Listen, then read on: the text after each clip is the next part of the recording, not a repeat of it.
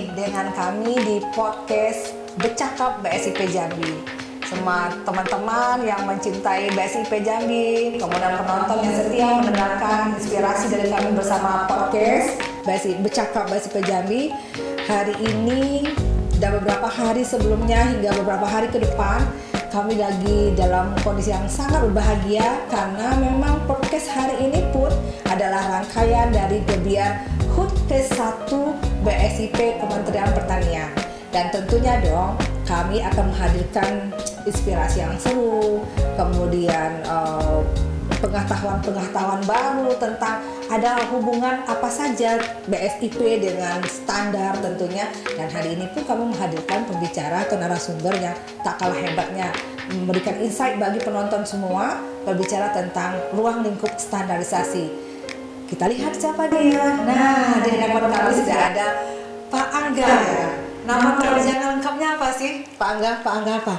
Angga Madi Utomo. Angga Madi Utomo. Ya. Masya Allah, itu masih ada artinya ya. Sehat Pak Angga? Alhamdulillah sehat Ibu. Udah lama sampai Jambi? Ya, udah sekitar beberapa hari lalu. Tapi kebetulan saya juga asli Jambi, lahir di Jambi saya. Oh, berarti orang Jambi juga. Jambi juga. Orang kita ya. Orang kita galau ya, orang kita galau. Berarti mantap nih kalau Mas Angga ada darah Jambinya. Berarti feelingnya lebih positif nih. Menghubungkan sesuatu standar-standar pasti jadi sesuatu yang baik ya. Yeah. Kita cerita-cerita dikit nih di awal sebelum masuk ke diskusi ya, diskusi khusus kita. Udah berapa lama sih Mas Angga di BSN? Saya di BSN ada kurang lebih jalan 5 tahun sekarang. 5 tahun. Ya. Berarti Mas Angga sendiri di sana pasti punya expert atau konsep tertentu di bagian standarisasi. Boleh cerita apa? Betul. Jadi pertama kali saya di Badan Standarisasi Nasional, saya penempatannya di bagian perumusan SNI atau pengembangan SNI. Betul. Itu pertama kali. Okay. Setelah itu jalan beberapa tahun, saya sekarang dipindah tugaskan untuk mengelola atau layanan teknis BSN yang ada di Sumatera Selatan yang lingkupnya 5 provinsi termasuk Jambi juga. 5 provinsi? Betul. Wow, keren. Provinsi mana aja boleh tahu? Jambi, Sumsel, Bangka Belitung, Bengkulu, sama Lampung. Serumpun. Wah, gitu. Ini ketemunya yang standar-standarnya sama apa enggak ya? Meski dianggap kita kan deket-deket tetangga, pasti dianggap ada menemukan. Nanti kita cerita ya, menemukan ada sesuatu yang ternyata standarnya mirip-mirip gitu ya, atau ternyata setiap daerah berbeda sesuai dengan spesifik lokasinya. Nah, terus Mas Angga, panggilnya Mas aja boleh ya? Betul Boleh ya? Boleh. Oke. Suka atau dukanya ada nggak sih di BSN itu? Kan bagi saya tuh rumit banget gitu. Mikirin, merumuskan, mengembangkan, itu kayaknya sulit banget hidupnya gitu loh. Semua betul gitu ya. Betul. Sebenarnya kalau suka dukanya itu pasti ada lah ya, di semua tempat pasti ada suka dukanya. Tapi alhamdulillah memang lebih banyak sukanya kalau saya ngerasa di BSN itu, karena kita terkait standar kan. Kita merumuskan standar memang yang tujuannya di mana kita sebagai lembaga pemerintah juga untuk mensejahterakan masyarakat supaya standar ini bisa digunakan, dimanfaatkan oleh masyarakat untuk kepentingan nasional. Ada hubungannya standar sama kesejahteraan? Pasti ada, Bu. Oh, pasti ada. Apa itu? Penasaran ya? Kita lagi. Oke, kalau gitu kita masuk deh. Mas Angga cerita, apa sih sebenarnya BSN? Karena mungkin ada yang awam ya, BSN, apa sih BSN? Saya tahunya Badan Standarisasi Nasional. Betul. Saya cerita singkat aja apa sebenarnya BSN itu, bagaimana kok tiba-tiba diperlukan BSN ini? Baik. Jadi Badan Standarisasi Nasional adalah lembaga pemerintah non kementerian di mana memang tugas kita bertugas langsung di bawah Presiden, Ibu. Oh, di bawah Presiden. Di bawah Presiden, dan juga kita pertama kali didirikan oleh Bapak B.J. Habibie. Almarhum Bapak B.J. Habibie, betul. Inspirasi banget ya. Jadi slogan yang selalu terngiang di kami dari Bapak Almarhum B.J. Habibie adalah standar is emas. Standar itu harus suatu keharusan, terutama bagi suatu negara. Kita aja pribadi punya prinsip bahasanya kan, punya standar masing-masing. Apalagi suatu negara yang hubungannya di dunia, politika, perdagangan dan sebagainya, setiap negara itu harus memiliki standarnya untuk menjadi daya juang, daya saing bagi suatu negara. Iya, kalau misalnya tidak diakomodasi oleh satu lembaga, masing-masing orang bisa bikin standarisasi sendiri. Betul. Kan bisa jadi selera atau subjektivitas. Betul sekali. Maka BSN hadir untuk menyatukan standar itu. Betul. Wah, keren. Nggak rumit ya hidupnya ya? Ya, rumitnya adalah, Bu. Jadi karena kita kan membuat standar nasional Indonesia. Di yang dimana standar itu berlaku di seluruh wilayah NKRI. Saya pernah dengar kalau gitu kan dari nggak unik sebenarnya, tapi justru standar ini hadir memudahkan, kemudian ada sama kesejahteraan. Jadi bahasanya itu standar ini ada bisa jadi buat senjata untuk menuju suatu tujuan tertentu nggak sih? Betul. Ada banyak sebenarnya manfaat dari standar itu. Salah satunya memang bisa menjadi senjata untuk daya saing. Daya saing produk, baik dari itu terkait perdagangan, terkait pemasaran dan lain sebagainya, juga untuk kepentingan nasional, Ibu. Untuk kepentingan nasional. Betul. Jadi ruang lingkup BSN itu sendiri apa? Kalau ruang lingkup BSN sesuai undang-undang, Bu, ada tiga besar. Yang pertama terkait perumusan SNI, pengembangan serta sampai penerapannya. Rumus, kembangin, terapin. Betul. Dan pelihara yang terakhir. Rumus, kembangin, Ya. biar penonton juga bisa hafal ya. Siap. Rumus, kembangin, ya, penerapan, terapin, pemeliharaan. pelihara, holistik. Betul. Tapi gunanya itu wajib apa sukarela sih? Jadi pada dasarnya SN itu ketika pertama kali diterbitkan oleh kami BSN itu bersifat sukarela semua. Oh baik banget. Kecuali ada kepentingan nasional terkait ketiga yang itu, keselamatan, kesehatan dan lain sebagainya, terkait lingkungan hidup juga. Maka pemerintah berhak melakukan kewajiban bahwa misalnya suatu barang atau produk wajib sertifikasi SNI. Untuk kepentingan nasional tadi. Tadi yang tiga hal itu ya, kesehatan. Jadi tadi udah ruang lingkup tugas dan fungsi BSN tadi ya, udah selanjutnya. Salah satu. Terus yang kedua terkait akreditasi melalui Komite Akreditasi Nasional seperti ya betul kan. KAN ya, kita sering lihat nih ya, ada KAN gitu di kantor-kantor tertentu gitu ya, atau lembaga. Jadi karena itu lembaga yang akan akreditasi, melakukan akreditasi di Indonesia untuk lembaga penilaian kesesuaian yang di dalam itu ada laboratorium, lembaga sertifikasi, lembaga inspeksi dan lain sebagainya. Menarik itu kata-kata kesesuaian. Berarti lembaga itu diakreditasi ada parameter sesuainya. Betul sekali, Bu. Oh gitu. Ada standarnya, di mana standar itu standar yang digunakan oleh seluruh dunia. Saya ngebayangin di ruang BSN tuh sabar banget ya. Kan Iya. itu sabar banget ya. Sesuai ini parameter sesuai. Oh, by the way, dia ngomong-ngomong, fungsionalnya apa Mas Anda? Fungsionalnya analis standarisasi. Oh, jadi memang udah fokus ngurus standar paling sabar. Betul. Wah, bisa nih menonton ini. Salah satunya kalau yang pasti jomblo kan ya? Iya. Standar itu apa? Jadi bisa disesuaikan ini. Ya, untuk menyapa apa? Just kidding lah ya. Iya. Baik, itu berarti udah akreditasi itu ketiga Ya. apa? Yang ketiga terkait standar nasional satuan ukuran. Ukuran juga distandarin. Kalau enggak kenapa? Ya karena contohnya logikanya seperti misalnya kita belanja di pasar gitu Bu ya. Kita beli daging 1 kilo. Yap. Pas kita lihat kok sedikit, kita rasa kayaknya nggak 1 kilo deh ini. Itu butuh ada timbangan yang sudah dikalibrasi atau sudah sistemnya itu sudah diakui bahwa benar kali timbangan ini mengeluarkan hasil nilai yang sesuai. Karena kan untuk mengkalibrasi itu kan juga butuh ada benda-benda yang memang satu benda, namanya kayak alat timbangan itu ya, yang memang tertulis 1 kilo dan itu sudah mendapat sertifikasi sebagai internasional, sehingga 1 kilo kita diakui dengan 1 kilo seluruh dunia. Seluruh Indonesia jadi sama, nggak berbeda-beda. Betul. 1 kilo Jambi ya beda dengan. Beda, nah itu. Yang lainnya 1 kilo misalnya Sabah gitu beda sama Kerinci. Iya. Jadi kacau, benar. Berarti kalau tidak ada standar bisa bikin kacau. Betul, karena persepsinya berbeda-beda.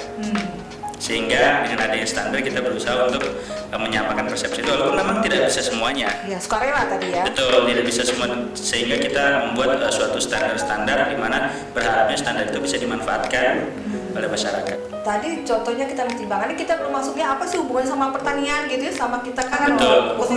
Cuman tadi misalnya contoh alanya timbangan nih, oh dia sudah terstandar untuk ukurannya.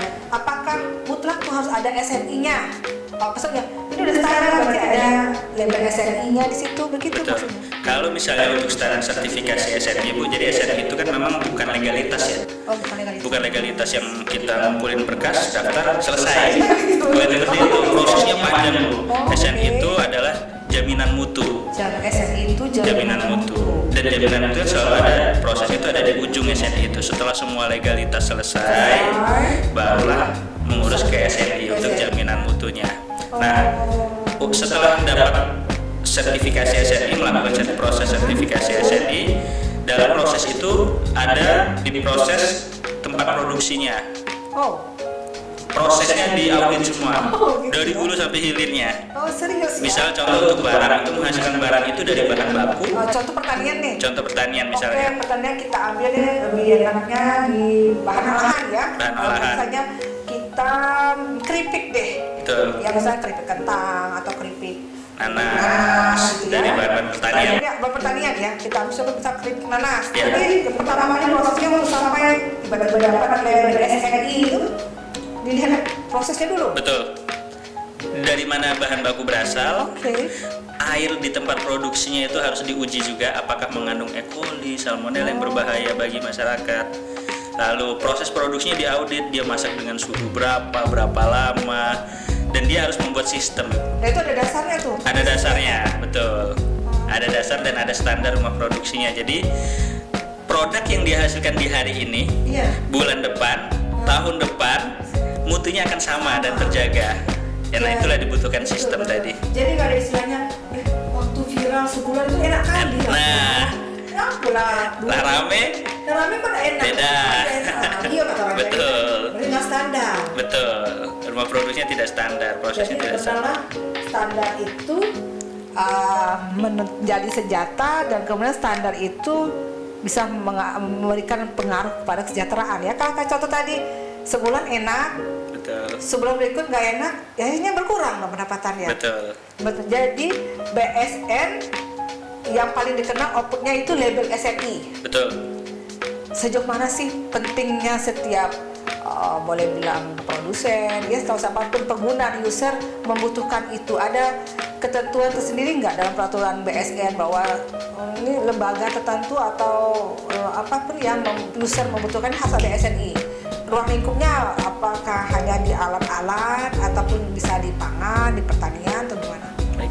Jadi SNI itu ada 5 jenis ya Bu ya. 5 jenis. Ada untuk produk, contoh seperti keripik-keripik yang tadi yang produk. Ada jasa, jasa usaha misalnya pariwisata, jasa perhotelan itu gitu, ada SNI standarnya juga. Betul. Lalu ada sistem manajemen mutu, CCP dan lain sebagainya. Ada proses. Kalau proses ini ada nih yang terkait pertanian, yaitu sistem pertanian organik. Itu SNI yang lingkupnya proses. Ada nomornya itu kalau organik ya, SNI nomor berapa betul gitu. sekali. Jadi siapa yang berorganik lihat SNI itu. Ya. Jika Anda pengen organik Anda standar, ikutin itu gitu. Betul sekali. Berarti nih contoh kita tadi ada misalnya organik ya, SNI untuk organik pun ada. Jadi jika konsumen atau user nih mau mengklaim produk organik ini sesuai standar, berarti dia ngacu ke SNI organik tadi. SNI pertanian organik. Kata Mbak itu nggak boleh. Nggak bisa. Dan itu sudah audit. Betul. Oh nggak bisa saya bikin logo sendiri gitu, bisa di mana di digital. Wah itu bisa bahaya karena ada pidananya kalau dari peraturan kementerian yang terbaru terkait sistem pertanian organik, ada pidananya. Jadi yang melabel ke SNI itu ngikutin proses. Betul. Dan ada prosesnya yang saya bilang tadi, bukan legalitas Bu. Ya. Jadi memang ada prosesnya, dan proses itu memang tidak sebentar. Sehingga harus persiapan dulu sebelum diaudit kan. Jangan sampai ketika diaudit nanti oleh lembaga sertifikasi, lembaga sertifikasi, ternyata gagal auditnya, itu kan akan rugi biaya, rugi waktu dan tenaga dan sebagainya, sehingga ada proses persiapan. Nah persiapan itu salah satu tugas kami juga Bu, untuk melakukan pendampingan kepada pelaku usaha secara gratis Bu. Gratis tuh? Betul, berarti free. dia nggak ada biaya dong? Nggak ada, karena kan kita sudah dibayar oleh pemerintah, bahasa seperti tapi itu. ada yang dibiayai? Ada yang dibiayai, Sempat misal dengar. kalau dia butuh contoh kayak keripik tadi, kita ambil simpel misalnya ya. Dia butuh lampu untuk pengusir serangga, lalat. Lampu kan ada lampu anti serangga itu ditempel di ruang packingnya misalnya. Nah itu kan dia biaya sendiri untuk membeli alat itu. Oh gitu, biaya lebih ke biaya yang melengkapi kebutuhannya untuk bisa. Betul sekali. Menyesuaikan dengan standar yang diinginkan. Betul.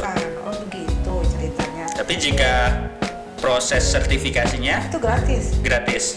Sebenarnya berbayar Ibu, tapi kita dari pemerintah memfasilitasi secara gratis bagi pelaku usaha, baik itu sektor manapun, termasuk sektor pertanian yang dia komitmen untuk menerapkan standar. Kemudian menarik itu berarti mendampingi banyak ya SDM, BSN ya, atau gimana membagi waktu ya kalau Mas Angga sendiri itu? Ada permintaan instansi untuk mendampingin UMKM gitu ya. Personilnya gimana tuh? Saya bayangin ya. Ya, jadi memang di BSN memang ada beberapa fungsi khusus seperti program kantor layanan teknis yang saat ini saya ditempatkan di Palembang, membawahi 5 provinsi. Kita di kantor layanan teknis memang tugas kita melakukan pembinaan tadi Bu, pembinaan kepada penerap usaha untuk menerapkan SNI, untuk sosialisasi seperti sekarang diseminasi kepada masyarakat dan stakeholder terkait SNI juga. Dan kita biasa bagi tugas memang jadwalnya padat Bu, karena kan kita 5 provinsi sehingga memang kita harus on time bagi jadwalnya untuk dalam melakukan pembinaan penerapan tadi. Dan biasanya kita memang melihat yang komitmen, karena ada juga pelaku usaha mungkin yang sudah kita fasilitasi tetapi di tengah jalan merasa capek atau merasa ini karena dia mungkin ada kondisi yang pribadi yang tidak bisa melanjutkan. Jadi kan itu kan akan terbuang sia-sia waktu yang sudah pernah kita berikan kepada mereka fasilitasinya, sehingga memang di awal kita selalu menentukan komitmen itu. Berarti nggak boleh putus ya, misalnya nih kita udah merencanakan ingin mencoba proses standar pada katakan UMKM ya, UMKM pada produk A selama jangka waktu 3 bulan gitu, atau gimana? Ya 3 bulan tuh selesaiin semua, atau ternyata 3 bulan targetnya baru bisa selesai sebulan, bisa ngelanjutin nggak lagi prosesnya itu? Bisa, jadi kita itu tergantung kesiapan UKM-nya Bu. Misal contoh rumah produksinya ini masih kurang bagus, misalnya masih banyak ruang terbuka, kan hama bisa masuk dari manapun. Sesuai standar rumah ya, produksi. contoh kalau untuk misalnya kita berbicara terkait produk beras Bu, kan ada SNI beras ya, ada produk beras-beras yang sudah ber-SNI, itu kan untuk memproses dari gabah untuk menjadi beras juga ada prosesnya, itu yang akan diaudit nanti. Gudangnya juga dicek. Yang audit lembaga sertifikasi yang diakreditasi tadi oleh Komite Akreditasi Posisi Nasional. BSN di mana?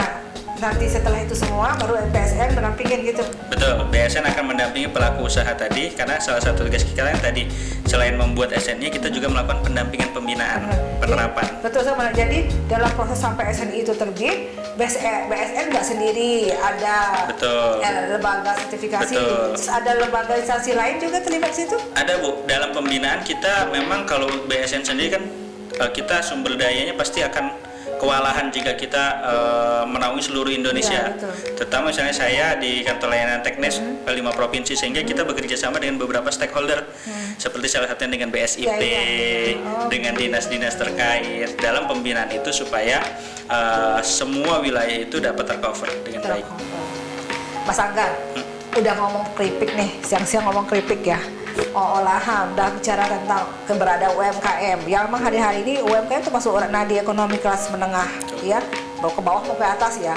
Dan karena mereka terinspirasi juga kreativitasnya membuat sesuatu dari digital yang bertebaran.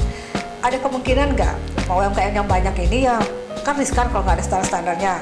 Contoh misalkan produk A gitu dia viral. Apa SNI yang pas buat para UMKM ini? Jadi seperti ini Bu, untuk SNI sendiri memang kan karena awalnya sukarela ya, sehingga produk-produk olahan yang tidak diwajibkan itu bisa menerapkan standar secara sukarela, dan kita dari BSN itu sangat mendorong kepada pelaku usaha itu untuk mulai menerapkan standar untuk menghasilkan produk-produk yang bermutu pastinya, aman dikonsumsi, berdaya saing untuk produknya, kesehatan bagi penggunanya, konsumennya juga. Berarti penting banget ya, tidak hanya sekedar mereka bisa menciptakan produk, kemudian melakukan hilirisasi produk bahan pertanian ya, produk pertanian segar jadi olahan, tapi mutunya itu akan menjadi peluang kesejahteraan bagi mereka, karena tadi produknya disukai karena jaminan mutunya ada, aman, kemudian layak konsumsi, sehat, lebih confident ya. Betul, lebih percaya diri untuk menjualnya. Produknya tersebut. Tapi UMKM itu kan rata-rata mereka mikir kan pasti ada biaya mahal, caranya gimana, akses apa ada aplikasinya, webnya atau gimana? Ya, jadi untuk sekarang BSN sudah menerbitkan terkait SNI Bina UMK Ibu. SNI Bina UMK. Betul. Bentuk akhirnya apa, label juga? Bentuk akhirnya label SNI Bina UMK yang nanti para pelaku usaha Ya. yang memiliki produk, jasa dan sebagainya, termasuk yang produk yang sudah ada SNI-nya, itu bisa mendapatkan label SNI Bina UMK hanya dengan mendaftar melalui OSS. Yang daftarnya siapa? Betul, pribadi masing-masing. Oh, bisa akses. Bisa akses sendiri cara dengan melalui, sekarang ada namanya online single submission. Di situ bisa mendapatkan NIB dan bisa juga mendapatkan SNI Bina UMK, tetapi itu bukan tanda sertifikasi SNI yang sesungguhnya, itu hanya label bahwa objek tersebut menjadi perhatian pemerintah, baik itu daerah maupun pusat, untuk dibina. Untuk dibina, didampingin sehingga mereka mampu menerapkan standar yang sesuai dengan SNI dan menciptakan daya saing yang baik bagi produknya.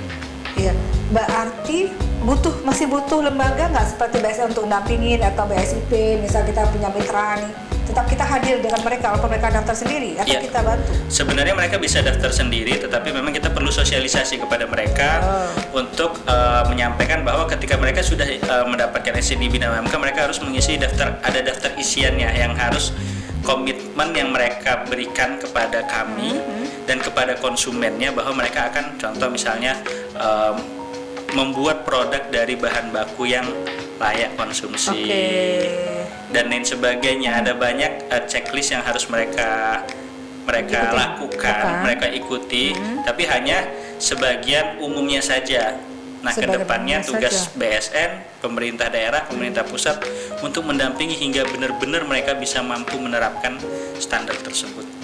Saya kepikiran nanti kalau misalnya UMK, dia pengen SNI Bina UMK, harus ngacu ada SNI yang tersedia dulu nggak? Ngacu ke situ dulu nggak? Betul sekali. Contohnya, saya pilih ke produk lain yang cair, sirup misalkan ya. Kalau kita harus lihat dulu ada SNI tentang sirup nggak gitu. Betul. Jadi ngacu ke situ dulu. Mengacu dari situ dulu. Itu sudah dampingi. Kalau UMKM kan dia nggak ngeh gitu ya, nggak peduli dengan dokumen itu. Betul. Jadi memang peran kami BSN, pemerintah daerah, pemerintah pusat untuk mendampingi mereka yang ujungnya berkolaborasi sehingga nanti kita bisa saling bahu-membahu untuk menciptakan UMKM atau UMK. Saya biasa kalau nyebut UMKM itu bukan usaha kecil mikro. Apa? Usaha kelas miliaran. UKM, usaha itu jadi motivasi. Jadi motivasi, karena kalau kita selalu bilang kecil mikro, itu kecil kan akan tertanam di pikiran saya kecil, saya mikro, sehingga ya. Kita harus merubah mindsetnya menjadi usaha kelas miliaran sehingga mereka akan bisa naik kelas miliaran. Betul. Sehingga mereka bisa naik kelasnya dengan syarat standarnya konsisten dan komitmen. Apa harapan Mas Angga terhadap masyarakat penonton setiap podcast kami Bercakap BSIP tentang mendukung output BSN atau SN ini, apa yang mau disampaikan? Harapan saya pertama terkait pelaku usaha yang memiliki produk, khususnya produk pertanian, dari olahan pertanian dan lain sebagainya, itu bisa mulai menerapkan standar yang dimana nanti saya berharap manfaat dari penerapan standar bisa menjadikan daya saing bagi produknya, jaminan mutu bagi produknya, sehingga mereka bisa mensejahterakan diri mereka sendiri terutama dan masyarakat di sekitarnya. Karena seperti yang Ibu bilang tadi, UMKM itu pasti tonggak utama dalam perekonomian yang menyumbang banyak perputaran keuangan di Indonesia. Sehingga jika itu bisa kita bantu dan kita fasilitasi dalam menerapkan standar, mereka menghasilkan produk yang berdaya saing, itu nanti akan berdampak bagi kesejahteraan masyarakat di sekitarnya. Luar biasa. Berarti memang bicara tentang standar ini bukanlah hal yang sifatnya baku ya, atau kaku. Standar, misalnya orang hanya bikin standar itu pada kesehatan, pada keselamatan, tetapi tidak standar dia mencakupi semua ya, hal terutama kami instrumen pertaniannya kena.